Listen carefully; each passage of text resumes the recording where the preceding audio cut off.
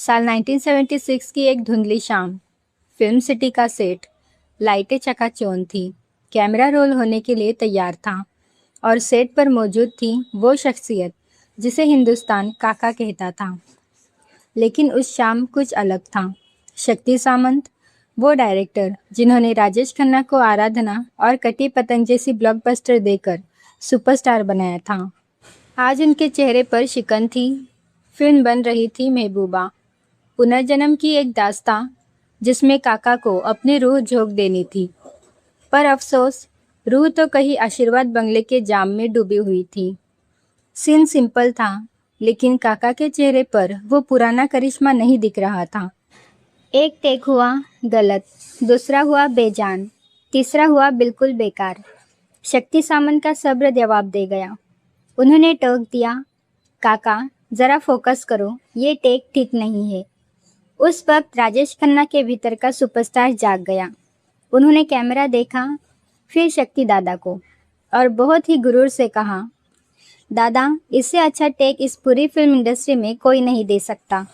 और बिना पीछे मुड़े वो अकड़ में सेट से बाहर निकल गए। शक्ति सामंत ने बस एक लंबी सांस ली और पास खड़े असिस्टेंट से वो बात कही जो आने वाले समय के लिए पत्थर की लकीर बन गए। उन्होंने कहा, राजेश खन्ना इज फिनिश्ड। काका ने ये शब्द सुने, उनकी रूह कांप गई। उन्होंने मुड़कर पूछा, दादा आप ऐसा क्यों बोल रहे हैं? शक्ति दादा ने बहुत शांति से कहा, जब एक एक्टर को लगने लगे कि उसका सबसे बुरा काम भी सबसे बेहतरीन है, तो समझो उसका दिमाग अब काम नहीं कर रहा, और जिसका दिमाग काम में नहीं वो कलाकार मर चुका हो।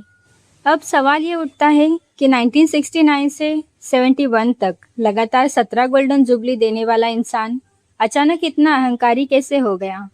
इसका जवाब छिपा है उस बंगले में जिसे आज दुनिया आशीर्वाद कहती है। राजेश खन्ना को एहसास हो चुका था कि वो अब साधारण इंसान नहीं। उन्हें लगा कि एक किंग को एक महल की ज़रूरत है। उस वक्त जुहू के पास राजेंद्र कुमार अपना बंगला डिम्पल बेच रहे थे। काका ने उसे खरीदने की ठानी, लेकिन कीमत बहुत ज़्यादा थी। काका के पास पैसों की कमी थी। यहीं से शुरू हुई उनके पतन की पहली सीढ़ी। उन्होंने सिर्फ पैसों के लिए एक ऐसी फिल्म साइन की जिसकी कहानी उन्हें बिल्कुल पसंद नहीं थी। वो फिल्म थी हाथी मेरे साथी। ये फिल्म एक तमिल रीमेक थी। काका को लगा कि ये फिल्म उनके क्लास की नहीं है, लेकिन बंगला चाहिए था तो समझौता करना पड़ा। काका ने अपने दोस्त सलीम खान और जावेद अख्तर को बुलाया। उन्होंने कहा, भाई ये हाथी वाली कहानी बहुत बेकार है, इसे किसी तरह ठीक कर दो ताकि फिल्म चल जाए। सलीम जावेद ने दिन रात एक कर दिए। उन्होंने कहानी में वो जान फूंकी कि फिल्म उस साल की सबसे बड़ी ब्लॉकबस्टर बन गई। सलीम जावेद ने काका से सिर्फ एक चीज़ मांगी थी, क्रेडिट। वो चाहते थे कि पोस्टर पर उनका नाम बड़े अक्षरों में आए। काका ने वादा किया, पैसे भी अच्छे दिलवाए, लेकिन जब पोस्टर छपे तो सलीम जावेद का नाम गायब था। यहीं से उन दोनों लेखकों के मन में वो आग लगी जिसने आगे चलकर जंजीर और दीवार के जरिए राजेश खन्ना के साम्राज्य को राख कर दिया। आशीर्वाद खरीदने के बाद वहाँ का माहौल किसी मुगलिया दरबार जैसा हो गया। गौतम चिंतामणि की किताब में विस्तार से बताया गया है कि काका का एक खास कमरा था। वहाँ एक ऊंचा प्लेटफॉर्म बनाया गया था जिस पर उनकी पसंदीदा कुर्सी रखी थी। काका वहाँ सिल्क की लुंगी पहनकर विराजमान होते थे। उनके चारों तरफ चमचों की एक ऐसी फौज थी जिनका सिर्फ एक काम था, काका की तारीफ करना। वहाँ रात भर शराब बहती थी, ताश के पत्ते चलते थे और सुबह 4 बजे तक पार्टियां होती थी। जो शख्स काका की फिल्म या एक्टिंग की थोड़ी भी आलोचना करता, उसे अगले ही पल दरबार से बाहर निकाल दिया जाता। इस माहौल ने काका को हकीकत से काट दिया। उन्हें लगने लगा कि बाहर की दुनिया भी वैसी ही है जैसा उनके चमचे बताते हैं। प्रोड्यूसर्स घर के बाहर लाइन लगाकर खड़े रहते थे, लेकिन काका उन्हें घंटों इंतजार करवाते। यहाँ तक कि शक्ति सामंत जैसे दिग्गज निर्देशकों को भी ये कह दिया जाता था कि साहब अभी आराम कर रहे हैं, बाद में आइए। इनडिसिप्लिन उनके खून में बस चुकी थी। अहंकार अक्सर इंसान को अंधा कर देता है। 70 के दशक की शुरुआत में जब राजेश खन्ना के बंगले आशीर्वाद के बाहर प्रोड्यूसर्स की लाइन लगी थी, उसी समय एक लंबा दुबला पतला नौजवान इंडस्ट्री में अपनी जगह बनाने की कोशिश कर रहा था। नाम था अमिताभ बच्चन। ऋषिकेश मुखर्जी की फिल्म आनंद में दोनों साथ आए। फिल्म सुपरहिट रही, लेकिन सेट पर जो हुआ वो कोई नहीं जानता। राजेश खन्ना को लगता था कि अमिताभ उनकी चमक के सामने कुछ भी नहीं। उन्होंने पूरी फिल्म की शूटिंग के दौरान अमिताभ से ठीक से बात तक नहीं की थी। काका को लगता था कि ये लड़का बस एक सपोर्टिंग एक्टर बनकर रह जाएगा।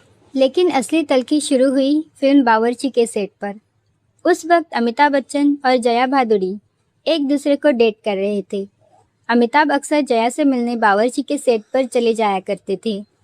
राजेश खन्ना को ये बात इतनी चुभी कि उन्होंने सबके सामने अमिताभ को मनहूस कह दिया। उन्होंने क्रू से कहा, इस मनहूस को मेरे सेट पर मत आने दो। जया बच्चन, जो खुद उस वक्त बड़ी स्टार थी, ये अपमान नहीं सह सकी। उन्होंने राजेश खन्ना की आंखों में झांककर वो ऐतिहासिक बात कही जिसने काका की रूह कपा दी। उन्होंने कहा था, एक ज़माना आएगा जब दुनिया देखेगी कि ये लड़का कहाँ खड़ा है और तुम कहाँ। उस वक्त काका सिर्फ हंसे थे, लेकिन ये हंसी बहुत जल्द आंसुओं में बदलने वाली थी। साल 1973 एक बार फिर ऋषिकेश मुखर्जी ने इन दो दिग्गजों को साथ खड़ा किया। फिल्म थी नमक हराम। राजेश खन्ना को अपनी लोकप्रियता पर इतना यकीन था कि उन्होंने फिल्म की स्क्रिप्ट में बदलाव करवा दिया। उन्हें लगा कि अगर वो फिल्म के अंत में मरेंगे तो ऑडियंस की सारी सिंपैथी उन्हें मिलेगी, जैसा आनंद में हुआ था। लेकिन स्क्रिप्ट राइटर सलीम जावेद कुछ और ही सोच रहे थे। उन्होंने अमिताभ के किरदार विकी में वो एंग्री यंग मैन वाला गुस्सा भर दिया जिसे उस दौर का युवा वर्ग अपनी आवाज़ मान रहा था। जब ये फिल्म का ट्रायल हुआ तो अंधेरे कमरे में राजेश खन्ना के साथ उनके कुछ खास दोस्त बैठे थे। जैसे ही फिल्म खत्म हुई, तालियां अमिताभ के लिए बजी। राजेश खन्ना सन्न रह गए। वो चुपचाप उठे, अपने घर आशीर्वाद गए और शराब का गिलास हाथ में लेकर अपने करीबी दोस्त से बोले, आज मेरा वक्त ख़त्म हो गया। आज मैंने अपना उत्तराधिकारी देख लिया है। ये एक सुपरस्टार का अपनी हार का पहला आधिकारिक कबूलनामा था। जब इंसान का स्टारडम हाथ से फिसलता है तो वो अक्सर हिंसक हो जाता है। यही हुआ फिल्म आपकी कसम के सेट पर। फिल्म में संजीव कुमार थे, यानी वो शख्स जिसे एक्टिंग की यूनिवर्सिटी कहा जाता था। राजेश खन्ना को डर सताने लगा कि संजीव कुमार उन्हें हर सीन में छोटा दिखा रहे हैं। उनकी इनसिक्योरिटी इस कदर बढ़ गई कि एक सीन के दौरान उन्होंने आपा खो दिया और संजीव कुमार को थप्पड़ जड़ दिया। ये सिर्फ एक थप्पड़ नहीं था, ये उस छटपटाहट का नतीजा था जो काका महसूस कर रहे थे। उन्हें दिख रहा था कि उनका सिंहासन डोल रहा है। लोग अब चार्मिंग काका से ज़्यादा परफॉर्मर संजीव कुमार और एंग्री अमिताभ की बातें कर रहे हैं। राजेश खन्ना के पतन की कहानी अधूरी है अगर हम सलीम जावेद के उस बदले की बात न करें। आपको याद होगा, हाथी मेरे साथी के वक्त काका ने उन्हें पोस्टर पर क्रेडिट नहीं दिया था। सलीम जावेद इस अपमान को भूले नहीं थे। जब यश चोपड़ा फिल्म दीवार बना रहे थे तो उनकी पहली पसंद राजेश खन्ना थे, लेकिन सलीम जावेद ने अपनी कलम अड़ा दी। उन्होंने साफ कह दिया, अगर फिल्म में राजेश खन्ना होंगे तो हम अपनी लिखी स्क्रिप्ट वापस ले लेंगे। ये फिल्म सिर्फ अमिताभ बच्चन के लिए है। यश चोपड़ा को झुकना पड़ा। दीवार ब्लॉकबस्टर हुई और उसने राजेश खन्ना के रोमांटिक हीरो वाले दौर को हमेशा के लिए दफन कर दिया। अक्सर कहा जाता है कि घर की रौनक उसके रहने वालों से होती है, लेकिन आशीर्वाद की रौनक अब सिर्फ शाम ढलने के बाद शुरू होती थी। बंगले के गराज को एक आलीशान बार में बदल दिया गया था। यहाँ की महफिलें अब सिर्फ जश्न के लिए नहीं, बल्कि दूसरों के करियर की गॉसिप और षड्यंत्रों के लिए मशहूर हो रही थी। इसी दौरान उनकी शादीशुदा जिंदगी में दरार आने लगी। डिम्पल कपाड़िया, जो उनसे उम्र में बहुत छोटी थी, इस दरबारी संस्कृति में घुटने लगी थी। काका चाहते थे कि डिम्पल सिर्फ एक शो पीस बनकर रहे, लेकिन डिम्पल एक स्वतंत्र कलाकार थी। जब आशीर्वाद में रात भर चमचों का जमावड़ा रहने लगा तो डिम्पल और बच्चों ने वहां से दूरी बनाना बेहतर समझा। काका अब अपने ही महल में अकेले पड़ गए थे। उनके पास सिर्फ वो लोग बचे थे जो उनकी हाँ में हाँ मिलाते थे। गौतम चिंतामणि ने अपनी किताब में लिखा है कि कैसे राजेश खन्ना घंटों अपने अकेलेपन को शराब में डुबोते रहते थे और दीवारों पर अपनी ही पुरानी फिल्मों के पोस्टर देखकर खुद से बातें करते थे। 90 के दशक की शुरुआत में जब फिल्मों से बुलावा आना बंद हो गया तो काका ने एक नई पारी शुरू करने की सोची, सियासत। 1991 का वो साल था जब अमिताभ बच्चन राजनीति से किनारा कर चुके थे। राजीव गांधी को दिल्ली की नई दिल्ली सीट के लिए एक ऐसे चेहरे की तलाश थी जो भाजपा के नेता LK आडवाणी को टक्कर दे सके। काका को लगा कि यही मौका है फिर से सुपरस्टार कहलाने का। वो दिल्ली आए, वही सफ़ेद सफारी सूट, वही आंखों का खास इशारा। लोगों की भीड़ उमड़ी, पर यह भीड़ फिल्म देखने वाली नहीं, वोट देने वाली थी। चुनाव प्रचार के दौरान राजेश खन्ना ने पूरी ताकत झोंक दी। सोनिया गांधी और राजीव गांधी खुद उनके लिए मैदान में उतरे। चुनाव का दिन आया। काका बेहद उत्साहित थे। उन्हें लग रहा था कि वो अब दिल्ली के सुल्तान बनेंगे। लेकिन चुनाव के ठीक अगले ही दिन एक ऐसी खबर आई जिसने देश के साथ साथ राजेश खन्ना के भविष्य को भी हिला दिया। चेन्नई के श्री पेरम्बदुर में राजीव गांधी की हत्या कर दी गई।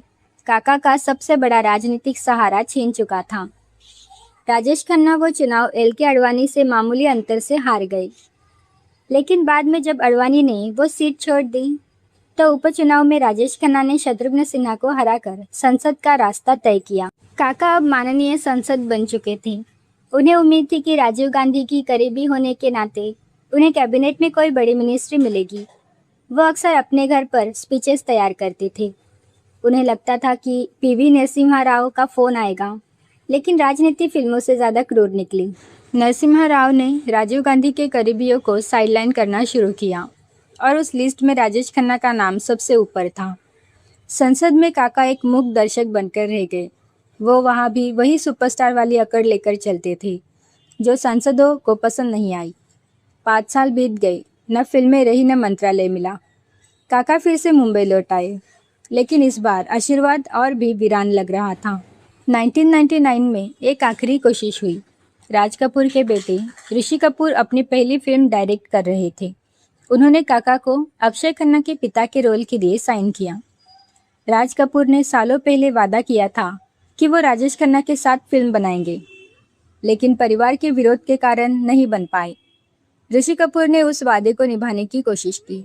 सेट पर सब कुछ था, लेकिन वो राजेश खन्ना का मैजिक गायब था। काका अब लाइंस भूलने लगे थे। उनके चेहरे की वो चमक जा चुकी थी। फिल्म फ्लॉप हो गई। इसके बाद उन्होंने कुछ छोटे मोटे TV सीरियल किए और B ग्रेड फिल्में भी की, लेकिन लोग उन्हें सुपरस्टार की तरह नहीं बल्कि एक बीते हुए कल की तरह देखने लगे थे। 2000 के दशक की शुरुआत तक आते आते राजेश खन्ना एक मिथक बन चुके थे। लोग जानते थे कि वो आशीर्वाद के अंदर है, लेकिन वो बाहर कम ही निकलते थे। वो दौर आ गया था जब उनके साथ चलने वाले चमचे भी धीरे धीरे गायब होने लगे थे, क्योंकि अब न तो फिल्में थी न पार्टी देने की वैसी हैसियत। गौतम चिंतामणि अपनी किताब में एक बेहद मार्मिक बात लिखते हैं। काका अक्सर शाम को अपने उस मशहूर गराज बार में अकेले बैठते थे। वहाँ अब महफिलें नहीं सजती थी, बस पुराने गानों का एक टेप रिकॉर्डर चलता था। वो अपनी ही फिल्मों के गानों सुनकर कभी मुस्कुराते थे तो कभी फूट फूट कर रो पड़ते थे। जो इंसान कभी लाखों की भीड़ से घिरा रहता था, आज उसे अपना ही साया डराने लगा था। इसी बीच उन्होंने छोटे पर्दे का रूप किया। 1-2 धारावाहिक किए, लेकिन उनकी आंखों में वो चमक नहीं थी। वो बस वक्त काट रहे थे। अक्सर लोग उनके घर के बाहर खड़े होकर आशीर्वाद के नेम प्लेट के साथ फ़ोटो खिंचवाते, पर अंदर बैठा सुपरस्टार खिड़की के पीछे से ही सब देख रहा था और शायद यही सोचता था कि बाबू मोशाय, ज़िंदगी बड़ी होनी चाहिए, लंबी नहीं। साल 2012 अचानक खबर आई कि राजेश खन्ना एक विज्ञापन में नज़र आने वाले हैं। डायरेक्टर R बाल्की, जिन्होंने चिनीकम और पा जैसी फिल्में बनाई थी, उन्होंने काका को एक पंखे के विज्ञापन के लिए साइन किया। जब विज्ञापन रिलीज़ हुआ तो पूरे देश में बहस छिड़ गई। विज्ञापन में राजेश खन्ना एक खाली स्टेडियम में खड़े होकर अपने फैंस की बात करते हैं, जबकि कैमरा पंखों की तरफ घूम जाता है। उनके चाहने वाले नाराज़ थे। उन्हें लगा कि उनके सुपरस्टार का मजाक उड़ाया गया है, लेकिन हकीकत कुछ और थी। R बाल्की ने बाद में बताया कि काका बहुत बीमार थे, उनके शरीर में जान नहीं बची थी, लेकिन जैसे ही कैमरा ऑन हुआ, उनकी आंखों में वही पुरानी चमक आ गई। उन्होंने खुद कहा था, मुझे करने दो ये, लोग जो कहना चाहते हैं कहे, पर मैं आज भी सुपरस्टार हूँ।